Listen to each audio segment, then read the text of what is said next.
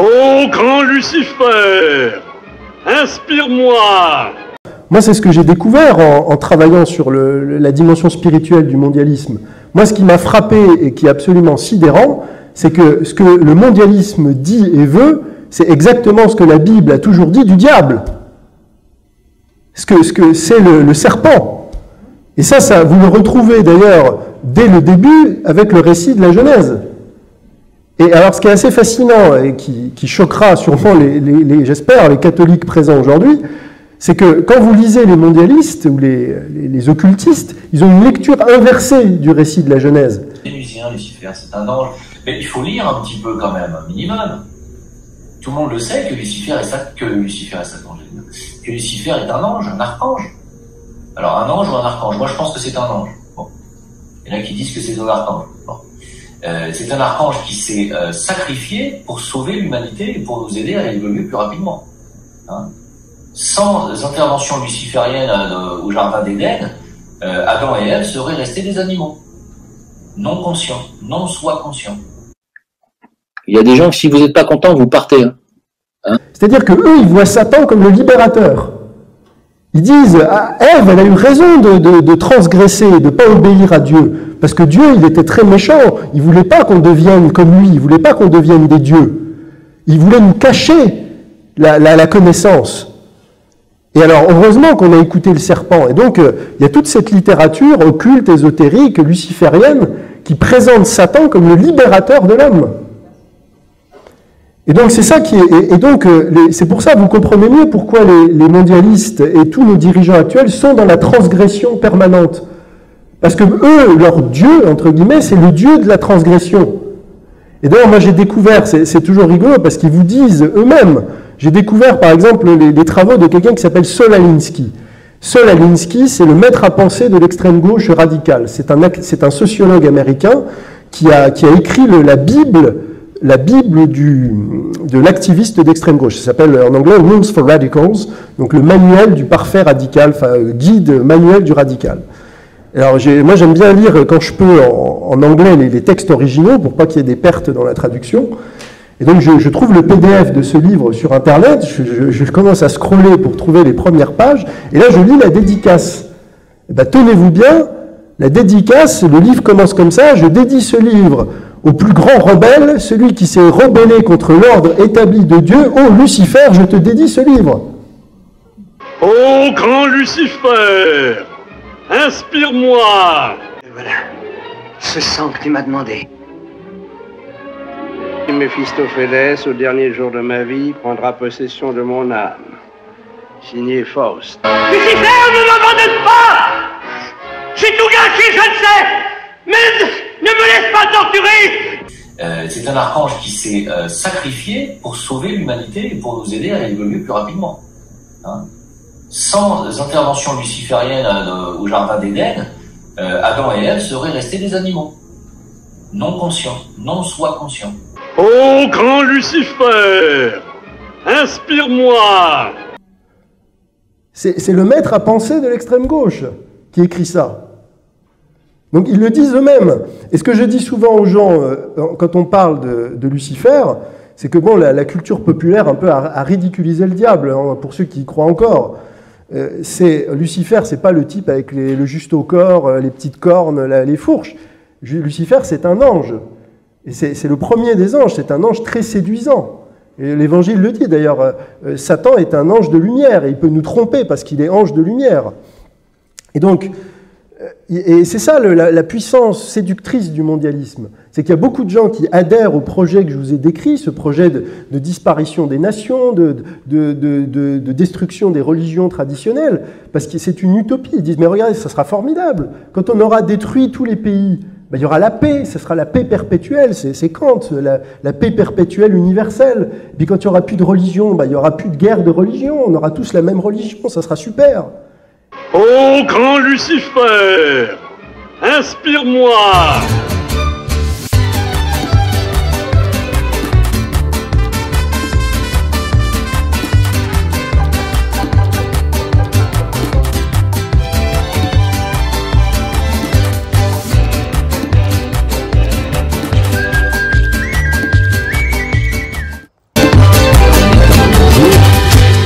vais faire la suite de ma première vidéo à propos des maîtres de sagesse et de l'initiation.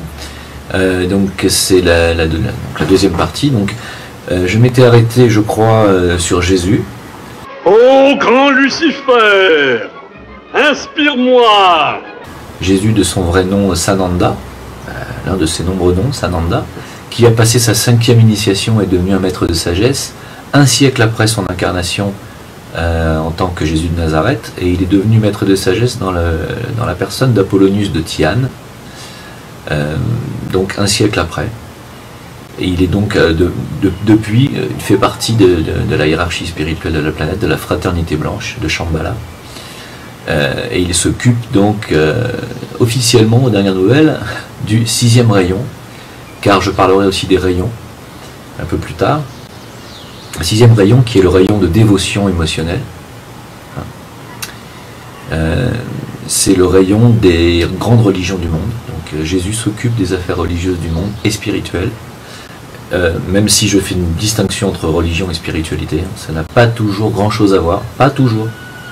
Ô grand Lucifer, inspire-moi. Donc on peut dire que d'ici une quarantaine d'années, une cinquantaine d'années, le rayon 6 sera pratiquement inactif et le rayon 7 de plus en plus actif. Ce qui veut dire que les religions du monde et les fanatiques de par le monde seront de plus en plus inexistants sur cette planète et de moins en moins suivis et écoutés. Ce qui est plutôt une bonne nouvelle. Pour céder la place à quoi? À un nouvel ordre, un nouveau monde. Ça, nous verrons de quel côté va choisir d'aller l'humanité. Ô grand Lucifer, inspire-moi. C'est tout. Quand on est chrétien, on ne peut pas adhérer à ça. Est-ce que je suis sataniste pour autant? J'aurais fait ce que j'ai pu. Si demain je ne suis plus là, ne vous étonnez pas, ça voudrait dire que soit c'est mon heure était venue, soit ils ont décidé d'accélérer un petit peu mon départ, ce qui est possible, étant donné qu'ils tuent énormément de personnes actuellement et qu'ils vont accélérer les choses. Juste, moi je vous dis un truc les amis, je vous remercie pour tout ce que vous aurez fait pour moi et pour votre soutien depuis tant d'années. Si jamais on était amené à plus, moi je vous vois pas, mais si jamais on était amené à ce que vous ne puissiez plus jamais m'entendre ni me voir, je fais un genre de testament, ça craint, vraiment. Les forces du mal sont au contrôle. Elles vont réussir, elles iront au bout de leur plan, elles gagnent à l'heure où on se parle. Et donc, des gens sont séduits par ça. Mais ça, c'est la séduction du diable. Et donc, la clé que je donne toujours, c'est, de toute façon, Satan, on peut le reconnaître à deux choses. On peut le reconnaître à la mort. Satan sème la mort. On dit, Satan est homicide. Il veut tuer l'homme. Et il veut tuer l'homme que Dieu a créé à son image et à sa ressemblance. Satan est jaloux de l'homme. Il veut le tuer ou le damner. Et donc, la culture de mort, c'est toujours la marque du diable. Et ça, c'est ce que je dis souvent à des auditoires qui ne sont pas forcément chrétiens ou catholiques. Je leur dis, même si vous êtes athée, c'est la culture de la mort. Vous faites la différence entre la culture de la vie et la culture de la mort. Et la culture de la mort, c'est quoi? On est en plein dedans, c'est l'euthanasie, c'est l'avortement, c'est l'organiser des guerres mondiales ou des conflits avec des milliers de morts ou des millions de morts de chaque côté. Ça, vous êtes sûr, c'est signé, c'est le diable. C'est aussi le mensonge. Satan ment en permanence, il ment tout le temps. Ça, c'est ce que je vous disais tout à l'heure sur les médias de masse, qui mentent et qui cachent la vérité en permanence. Et d'ailleurs, le Christ lui-même le dit. Moi, je vous cite cette phrase où tout est dit sur le diable. C'est dans Jean. Vous avez pour père le diable et vous voulez accomplir le désir de votre père. Il a été, meurtrier dès le commencement et il ne se tient pas dans la vérité parce qu'il n'y a pas de vérité en lui. Lorsqu'il profère le mensonge, il parle de son propre fond, car il est menteur et le père du mensonge. Voilà, vous avez tout qui est là. Comme toujours dans la Bible, tout est dit. Alors, figure-toi que la Gemara ainsi que le Zohar dit, parce qu'en vérité, au moment de la délivrance finale, d'accord, les dirigeants de ce monde seront tous les descendants des Bnei Adam, juifs et non juifs, mais descendants des Bnei Adam. Donc, de cette manière, on est de la même famille, puisqu'on a le même père et la mère même. Et tous ceux qui travailleront vraiment, on pourrait dire, dans le développement de la technologie, de toutes ces choses-là, ça sera ces créatures qui ne sont pas forcément mauvaises, elles ne sont pas forcément négatives. Par exemple, Hitler, c'est pas un animal. Hitler, c'est un démon qui s'est incarné en homme. C'est marqué explicitement dans le Talmud. Qui étaient les chefs de la génération du déluge?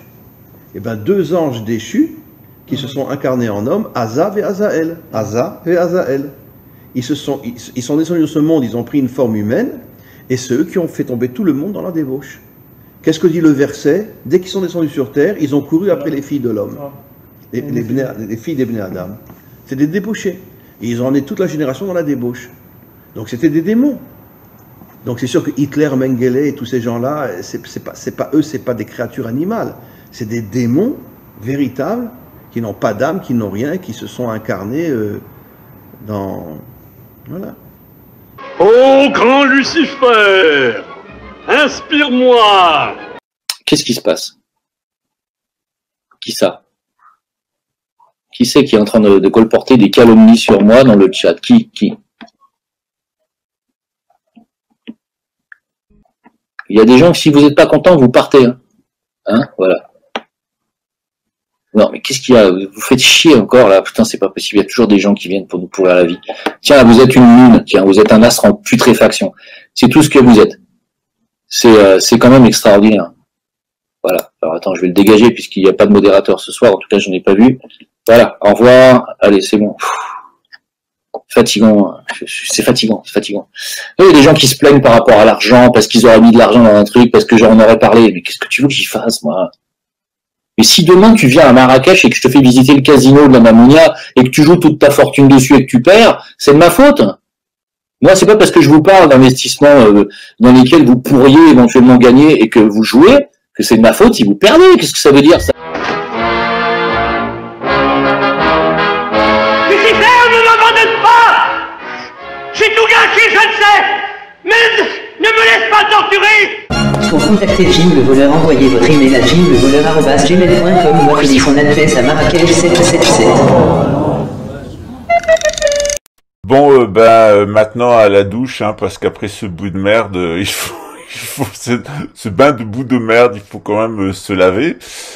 Je vous invite à voir la vidéo complète sur la chaîne YouTube de F66 Factuel. C'est une chaîne française où Laurent Glosy a donné plusieurs interviews et évidemment à lire son livre sur l'assassinat du Padre Pio. C'est vraiment un sujet très sérieux et préoccupant et la Lucifer Trust est bien impliquée dans des chantages atomiques sur le Vatican, contre le Vatican et l'assassinat du Padre Pio. Voilà le groupe auquel appartient Jim le Veilleur et pourquoi il a jamais voulu faire de live avec moi pour être confronté avec l'idéologie qu'il diffuse sur Internet et une crypto-monnaie qui devait vous rendre millionnaire et qui...